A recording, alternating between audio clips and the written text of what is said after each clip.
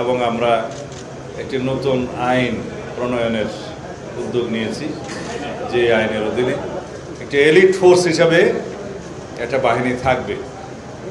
আমরা র্যাবের নাম আবার রিনেমড করব কিনা বা অন্য নতুন এলিট ফোর্স আমরা রেজ করব কিনা সেটা এখনও চিন্তা ভাবনার বিষয়, সরকার বিবেচনা করছে। তবে সব ক্ষেত্রেই এলিট ফোর্সের ক্ষেত্রেই আমরা জবাবদিহিতা এবং স্বচ্ছতা, ট্রান্সপারেন্সি এবং অ্যাকাউন্টেবিলিটি আমরা এনশিওর করবো ইনশাআল্লাহ। অথরিটি থাকবে, রেসপন্সিবিলিটি থাকবে, সাথে সাথে সেই বাহিনীর ট্রান্সপারেন্সি এবং অ্যাকাউন্টেবিলিটি নিশ্চিত করা হবে সেই একই আইনে।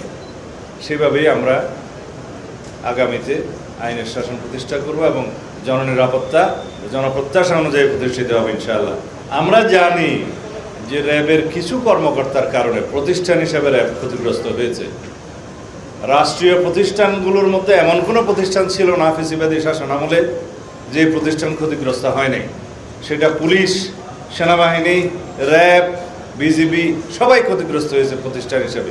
কিন্তু আমাদের স্মরণ রাখতে হবে, কয়েকজন কর্মকর্তার অ্যাক্টিভিটিস পুরো প্রতিষ্ঠান দায় দায়িত্ব নিতে পারে না।